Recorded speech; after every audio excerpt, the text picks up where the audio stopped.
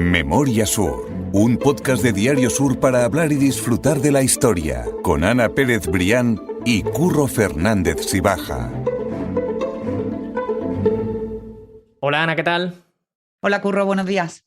¿Cómo han sido los Reyes? ¿Se han portado bien este año o no? Sí, se han portado muy bien, se han portado muy bien. He sido una niña muy buena, bueno, una niña, mi cana. He sido Oye, muy no, buena en el 2021, lo voy a hay que dejar ser así, niño. no me voy a poner etiqueta y se han portado muy bien. Espero que se porten todavía mejor en el 2022, ¿eh? Totalmente, Que no, pero ahora, además, fuera de micrófono, estábamos hablando de algunos proyectos pendientes y espero que salgan en el 2022 relacionados con la historia. pues me encantaría, me encantaría. Ya sabes que yo te animo a hacerlo y lo que necesites, ya sabes que me tienes por Solo aquí. necesito que los Reyes me traigan un poquito más de tiempo. Eso lo vamos a Eso necesitar todos. sé que siempre lo pido, pero nunca me lo traen. Bueno, pero hay que seguir portándose bien para conseguirlo. La Mm. cuestión es que como estamos aprovechando que estamos prácticamente en el fin de semana de los Reyes Magos, hemos pensado en que, ¿por qué no?, hablar de juegos o hablar de un juego en concreto.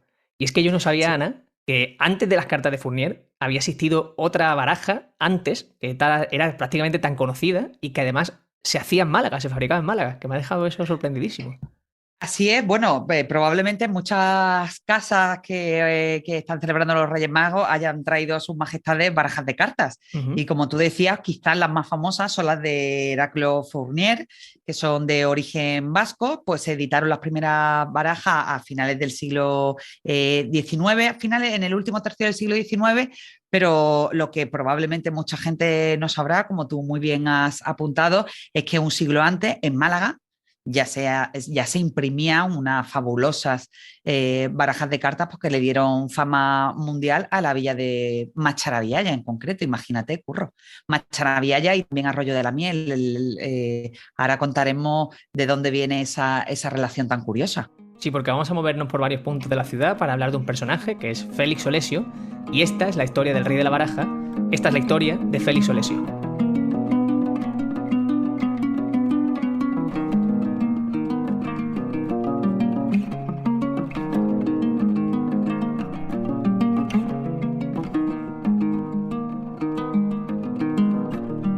Y hay que decir, Ana, que es Solesio o Solecio. O sea, que quizás durante el capítulo van a escucharnos que vamos a ir cambiando un poco de Solesio a Solecio, pero que ambos aparentemente están bien recogidos, pero Solesio parece el original, ¿no? Efectivamente, yo he ido investigando la historia del señor Solesio, del que vamos a hablar hoy, que además ha sido uno de los artículos más recientes que he publicado en las páginas de Sur, pues se recoge efectivamente en las crónicas más históricas el apellido Solesio, pero sin embargo, bueno, pues esta historia a mí me surgió la curiosidad precisamente por el palacio que lleva su nombre, por el Palacio Solecio, que hoy en día es un hotel precioso de 4 estrellas que está en plena calle Granada, enfrente de la iglesia de Santiago, y se llama, el nombre que se ha dado al hotel es el Palacio de Solecio, con C. En cualquier caso, yo me he encargado de comprobar que ambas acepciones están recogidas, por lo cual entiendo que ambas son igualmente correctas. Exactamente. Esta historia tiene 3 puntos clave, que son Macharabiaya, Arroyo de la Miel y el Palacio Solesio, como tú estabas diciendo, en calle Granada, en plena capital. Pero vamos antes al comienzo de la historia, porque ¿quién es Félix Solesio? Pues mira, Félix Solesio es un comerciante, un industrial de origen italiano, nació en Finale, Ligure, en el año 1739 y murió en Málaga en 1806. Bueno, y es una de las grandes personalidades que vienen aquí a la ciudad, pues a ese mitad del siglo XVIII, la Málaga de la Ilustración, esplendorosa, que quizás nos centramos mucho en el siglo XIX, pero también hay que hablar de qué es lo que ocurre en Málaga esa mitad del siglo XVIII, donde también se construye, por cierto, que le da un impulso definitivo a Málaga y que ya la convierte en una ciudad moderna, como en la construcción de la Alameda Principal, a la que le hemos dedicado aquí un capítulo en el podcast. El hecho es que Félix Olesio nace en un lugar, en un territorio italiano, pues con muchísima tradición de naipes. Allí había establecida alrededor de 20 fábricas, porque casualmente también ese era el lugar pues donde los soldados de los tercios españoles que iban a Flandes pues aguardaban a la siguiente campaña militar y bueno, y pues la mejor manera de entretenerse precisamente era con los naipes de esas fábricas, ¿no? El señor Solesio pues nace allí, ve pues, que ese territorio florece gracias a las fábricas de naipes y bueno, y comienza a acariciar la idea pues, de tener su propia fábrica de cartas y ese lugar lo encuentra nada más y nada menos que en Málaga, ahora contaremos por qué. Exactamente, y dentro de Málaga además es Macharabiaya, que por supuesto no estamos hablando de la Macharabiaya que conocemos hoy, sino de la de hace, como tú dices, 2 siglos y medio prácticamente, y que tenía que ser una zona completamente distinta. Y hay un porqué se elige Macharabiaya.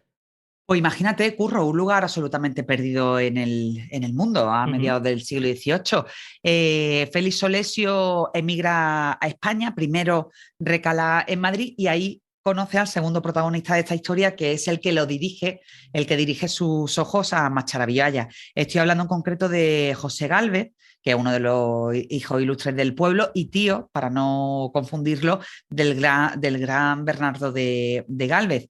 Aquel encuentro fabuloso entre ambos visionarios, pues los puso a ambos en la senda correcta para conseguir cada uno sus respectivos sueños.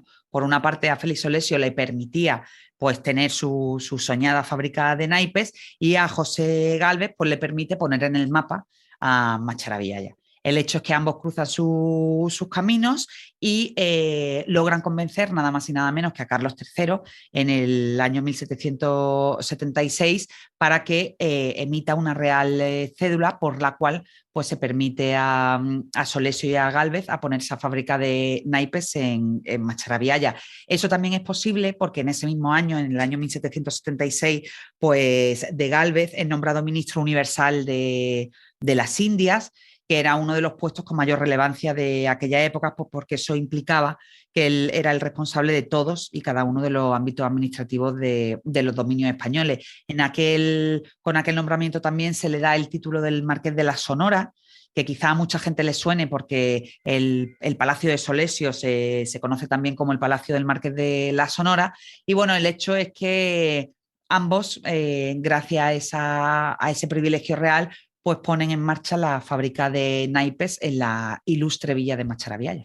Exactamente, o sea, básicamente entre una amistad entre Félix Olesio y José Gálvez, que fue, como decimos, acabó siendo ministro universal de Indias, surge ese proyecto de una fábrica de cartas y que yo creo que el titular es ese, que Macharabiaya es el epicentro de la fabricación de cartas que iban al Nuevo Mundo, que iban a América, que es que me parece como algo surrealista totalmente, pero que Es ocurrió así. fascinante, totalmente, totalmente, así fue, y es una historia además que es muy desconocida. Probablemente, bueno, yo tengo que admitir que no la conocía, sí que sabía que Ujú. el Palacio de Solesio era por un industrial y un comerciante italiano, pero realmente no sabía la historia de las barajas de cartas y me encantó descubrirla. Y vi además muchos otros detalles de los que ahora vamos a hablar, como por ejemplo esa real cédula que Ujú. firmó Carlos III y que se conserva, donde si no, como en el archivo de Narciso Díaz de Escobar. Exactamente, una real cédula, que voy a citar textualmente lo que dice, y es que dice, por cuanto, por don Félix Olesio se me ha representado que deseoso de acreditar su celo por mi real servicio y emplear su notoria pericia en la fábrica de naipes de todas clases, y noticioso de la copiosa introducción que de este género hacen los extranjeros en mis dominios de América, por falta de previsión suficiente de él en las fábricas de España de que se sigue un gravísimo perjuicio al Estado y desfalco considerable a mi real hacienda, se ha determinado a proponerme el establecimiento, de su cuenta, de una fábrica de naipes de segura calidad en la villa de Macharabiaya. Esto traducido viene a ser que Pues había algún tipo de contrabando de cartas claro, esto en traducido es, os América. doy permiso para que por Ujú. fin terminéis con el contrabando de cartas que me hace mucho daño porque no me deja recaudar impuestos. O sea, todo Exactamente. esas florituras del primer párrafo de la Real Cédula de Carlos III, que al leerlo casi casi te falta el aire. Totalmente. Al Ujú. final, bueno, pues lo que el rey permite es que hacer oficial, ¿no? Ese comercio con las Indias en concreto, no con el territorio español que ya tenía su Ujú. propio comercio de cartas. Y entonces, bueno, pues él en ese escrito de 8 o 9 folios, pues pone esas condiciones, ese decálogo que tienen que cumplir tanto de Gálvez como Solesio, pues para adaptarse a las condiciones de esa fábrica de naipes en Macharabiaya. Pero si quieres yo te cojo el relevo, Curro, porque entre esas 9 condiciones que pone el rey para poner en marcha el proyecto hay algunas muy curiosas, como que la fábrica estaría solo sujeta a mi ministro, en concreto a José de Gálvez, que 6 meses después de la firma de la cédula, perdón, ya estarían listos los operarios y los utensilios con los que fabricar las cartas. Y que 4 meses más tarde se tendrían que haber fabricado 20.000 mazos de a 12 barajas. Sigue el texto de Carlos III, que deja en manos de Gálvez y Solesio la contratación de oficiales y operarios, pero añade que siempre prefiriendo para operarios a los vecinos de la feligresía de la villa de Macharabiaya y habiendo de instruir perfectamente en cada un año 3 aprendices, y ha de ser uno de la misma villa. Es decir, que pone la condición de que, ya que se va a poner esa fábrica en Macharabiaya, que al menos también sirva de modo de vida para sus habitantes. Sigue además, dice, los naipes habían de servir solamente para los dominios de América, ya hemos hecho referencia a eso, sin que se puedan introducir otros. Y para evitar el uso de ellos en España, destinará el Ministerio de Indias un interventor en la fábrica y se pondrá una señal oculta que ha de variarse cada año. Esa especie de marca de agua, pues que determinaba que las cartas eran originales, eran oficiales y que realmente habían estado hechas en la villa de Macharabiaya. El texto termina insistiendo en que el plazo del contrato que se firmaba en ese momento era de 10 años y no se podrá, dice, cortar, rescindir ni suspender. Hay una cosa que me llama la atención. Dime, Ana, perdóname. No, que decir que ellos tenían ese plazo de una década donde se embarcaban en una aventura que finalmente no sale tan bien y que ellos no, esos 10 años sí que pasan, pero después por una serie de cuestiones que ahora contaremos, pues no va mucho más allá de los 15 años, pero sí que también era un proyecto en el que se embarcaban un poco a ciegas los dos protagonistas de esta historia, ¿no?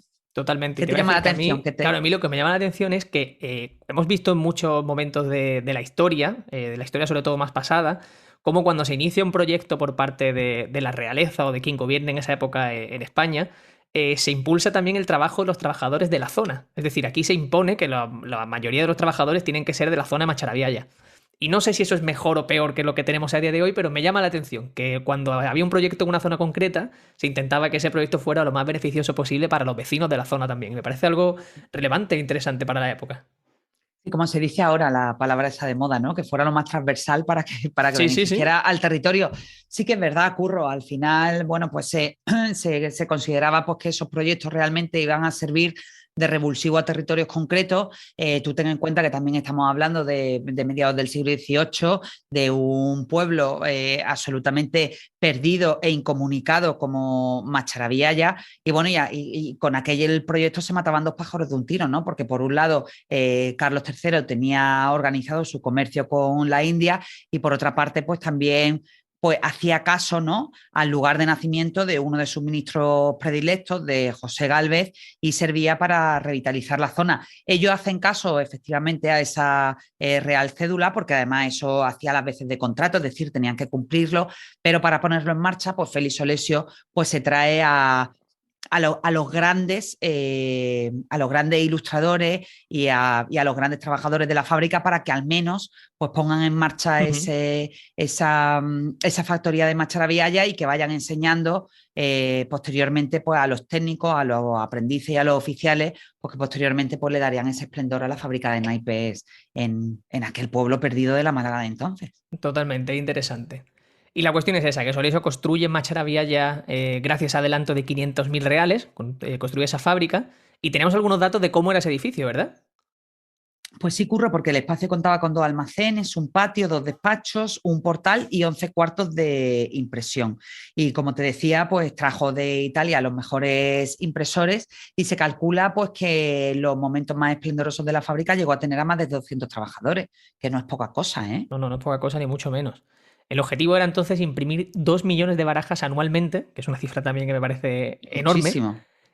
Pero pronto comenzaron los problemas, ¿no? Como tú estabas diciendo, empezó a darse cuenta de que estaba en una zona complicada de Málaga y que también eso suponía un gasto, obviamente. Claro, tú ten en cuenta, Curro, que también estamos hablando de una época donde la materia prima, en la mayoría de los casos, tenía que importarse, aunque fuera del pueblo vecino o de la provincia vecina, que era muy costoso. Y en el caso concreto de esta fábrica de naipes, bueno, pues se encontraron rápidamente con el problema de la falta de papel.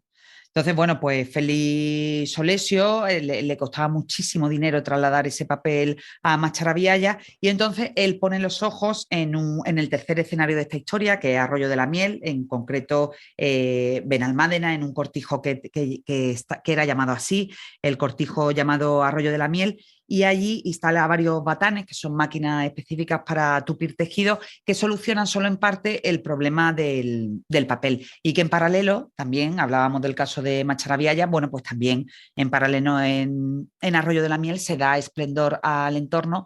De hecho, en Arroyo de la Miel consideran a Félix Solesio como el padre de ese núcleo urbano, ¿no? Y hay incluso una escultura de Félix Solesio en Arroyo de la Miel. Sí, sí, es considerado prácticamente el fundador de esa zona y me parece también ya muy llamativo porque no lo sabía, no sabía que su figura había llegado hasta ese punto. La cuestión es que en 1789, unos años más tarde, se construye su palacio, que es ese palacio de Solecia del que hemos estado hablando, que hoy es un hotel, y que está, para que la gente se haga una idea, como tú has dicho antes, frente a la iglesia de Santiago, en esa calle que se mete hacia adentro, pues esa esquina con calle Granada es precisamente ese palacio, que la verdad es que merece la pena verlo. Sí, en concreto está en el 61, el número 61 de calle Granada. Y bueno, pues el fabuloso palacio fue el espejo de ese esplendor que consiguió Félix Solesio en poco tiempo. Dicen las crónicas históricas que también él hizo algunas peticiones pues, para poder construir ese palacio y que no solo fuera residencia, sino que fuera el almacén, ¿no? Pues de todas esas miles de mazos de cartas pues, que iba imprimiendo en Macharabiaya y que después posteriormente pues, se almacenaban en ese palacio pues, para emprender el viaje por mar hasta las Indias, ¿no? Que era su destino. Entonces, él le pide a las autoridades municipales pues, que le permitan derribar una serie de casuchas que había en el entorno pues, para ensanchar la curva de entrada a su palacio y que por ahí pudieran dar la vuelta a los carruajes para cargar el material de las cartas y poder llevarlo a puerto, ¿no?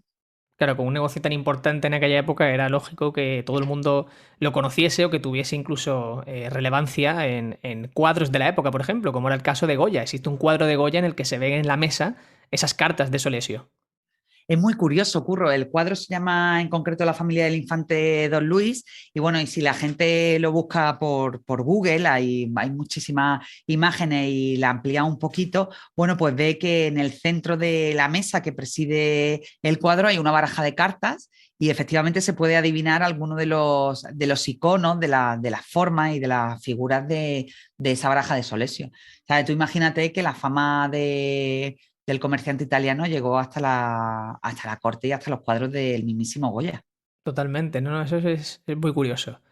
Estamos ya en la última década del siglo XVIII, en la década de 1790, y las cosas ya no iban bien por aquel entonces, porque había una gran diferencia entre la producción realmente, entre la demanda que había allí en las Indias, y no se pudo hacer frente tampoco a ese contrabando de naipes del que hablábamos antes. Pero bueno, hay muchos motivos que explican realmente por qué no fue bien ese negocio y que apenas duró, como tú decías antes, unos 15 años. Efectivamente, Curro, hay muchas teorías sobre cuáles fueron las causas del fracaso de la fábrica, hay muchas como las malas comunicaciones, la falta de materias primas porque el papel seguía siendo un problema enorme y además era muy caro, la falta de planificación, o sea, algo tan esencial como saber qué número de barajas tengo que hacer en función de la demanda que hay al otro lado del charco, bueno, pues no se hizo bien, se imprimían más barajas de la cuenta, las barajas se humedecían y se echaban a perder en los almacenes. Y bueno, un poco cuando Félix Solesio quiso echar marcha atrás y reducir la capacidad de impresión de la fábrica, pues ya era demasiado tarde, ya como tú dices, las cuentas ya no salían y eso unido al golpe de gracia con el resto con el contrabando, que al final no pudieron luchar contra él, Mm. porque no solo había contrabando de países terceros, sino que es que había el propio contrabando de los países de las Indias que hacían sus propias cartas y que las vendían de Strangis, ¿no? Entonces, bueno, pues toda aquella tormenta perfecta pues hizo que aquel periodo esplendoroso durara apenas 15 años y que llegara el primer cierre de la fábrica de Macharabiaya en el año 1791, fíjate, poco después, porque si no recuerdo mal, la real cédula de Carlos III fue en torno a 1776, pues echa cuenta y bueno, se produce el primer cierre de la fábrica, consiguen reabrirla después porque el empresario pide a la Real Hacienda que se haga cargo de los créditos pendientes, la Real Hacienda le dice que no y entonces esa segunda apertura pues, que se produce en torno a 1800 vuelve a ser un fracaso. El señor Solesio se recluye en su palacio de calle Granada y allí muere en el año 1806. Dicen las crónicas de la época que absolutamente comido por las deudas, hasta el punto de que hay crónicas que hablan de que en su propio lecho de muerte, Curro, bueno, pues había acreedores esperando que se muriera para poder liquidar todos sus bienes y poder cobrar sus deudas, ¿no? El caso es que aquello fue la ruina para la familia, porque se tuvo que deshacer de todos sus bienes para hacer frente a las deudas del padre. Claro, sus descendientes también, como dices, se tuvieron que deshacer con un precio mucho menor al que tenía todas las posesiones y todo lo que había cosechado durante su vida Félix Solesio. Y al final tenemos a día de hoy ese palacio, que también tiene una curiosidad, Ana, que tenemos que contar, porque hay gente, como tú dices, que lo conoce como Palacio de Solesio, otra como Palacio de Marqués de Sonora, y el Marqués de Sonora era realmente José de Gálvez. Pero, ¿qué pasó entonces ahí? Claro, e incluso mucha gente se sigue refiriendo a ese lugar como el Palacio de los Gálvez. Vamos a ver, ahí hay el fruto de la confusión de los años, y que realmente, pues, en el Palacio de Solesio llegó a lucir durante muchísimos años el escudo de los Gálvez. ¿Qué ocurre? Bueno, pues que hay gente que dice, pues, que José Gálvez, cuando venía a Málaga, se instalaba en el palacio de su amigo Félix Solesio, pero ahí hay un baile de fechas, porque José Gálvez muere precisamente 2 años antes de que Félix Solesio se construya su palacio. ¿Por qué la presencia de ese escudo de los Gálvez en el palacio de Solesio, que ha dado motivo a esa confusión? Bueno, pues porque los marqueses de Larios, que llegaron a comprar el inmueble en su época para restaurarlo, bueno, pues mandaron instalar allí el escudo de los Gálvez, de la familia de los Gálvez, creyendo que realmente esa relación en el espacio se había producido, que habían coincidido las épocas, pero el historiador, pues, Víctor Heredia, del que también hemos hablado aquí muchísimas veces y que hace unas investigaciones fabulosas, pues logró demostrar que efectivamente, porque José Gálvez había muerto 2 años antes de que se abriera el palacio. El caso es que esa confusión sigue en el imaginario de la ciudad, y el palacio, pues indistintamente se conoce como Palacio Solesio, así se llama de hecho el hotel, o el Marqués de la Sonora, o incluso el Palacio de los Gálvez. Sí que hay un sello que se conserva fabulosamente, y que la gente lo puede ver en uno de las esquinas del palacio, el emblema del sol de Solesio, y que realmente ese es la firma del verdadero morador y del verdadero dueño de ese palacio fabuloso de calle Granada, ¿no? Sí, sí, aunque Pero la bueno, imagen... es curioso cuando alguien le diga el Palacio de los Gálvez, bueno, pues ya puede contar la historia de que no el Palacio de los Gálvez, porque José Gálvez no llegó a dormir allí. Fue una confusión que precisamente provocaron los marqueses de Larios de la época, que compraron para ellos el palacio y que lo restauraron y colocaron allí el escudo, ¿no? Exactamente, invitamos también a la gente a que, igualmente, aunque está en las noticias de Sur, en ese artículo que escribiste en su día, que dejamos en las notas del podcast, aunque está esa imagen, quiero decir, del sol, puede pasarse por el propio palacio, por el propio hotel a día de hoy, y echarle un ojo y buscar ese sello de la familia Solesio que acredita y que garantiza que era el lugar de residencia de los Solesio. Así que bueno, Ana, nos ha quedado un buen capítulo, y ya por lo menos cuando la gente vaya jugando las cartas, que sepa que hace unos 200 años en Málaga existía esas cartas, esa manera de jugar, y que es interesante, que yo no tenía ni idea de que Málaga también fue pionero en algún momento en ese sentido. Absolutamente pionera. Hoy en día, que solo tenemos en casa casi las barajas de Fournier, bueno, pues antes hay un ejemplar guardado en la biblioteca de Arroyo de la Miel. Yo saqué la foto para ilustrar esa información. Bueno, y se ve perfectamente todo el juego de figuras de las cartas de Solesio, ¿no? Que fue durante unos años, pocos, pero lo suficiente, el rey de la baraja aquí a este lado del mapa, ¿no? Totalmente, y las cartas además son muy bonitas, muy coloridas. Yo invito son muy a la gente bonitas, a verlo. Sí. Me invito a la gente a verlo en las notas del podcast, que dejamos el artículo como siempre. Pues Ana, 1000 gracias, lo dejamos hasta la semana que viene, y esperando contar mucha más historia de Málaga. Seguro que sí, Curro, ahí estaremos. Muchas gracias. Memoria Sur es un podcast de Diario Sur. Escucha un nuevo episodio cada semana en iVoox, Spotify, Apple Podcasts, y consulta las referencias de este episodio en diariosur.es.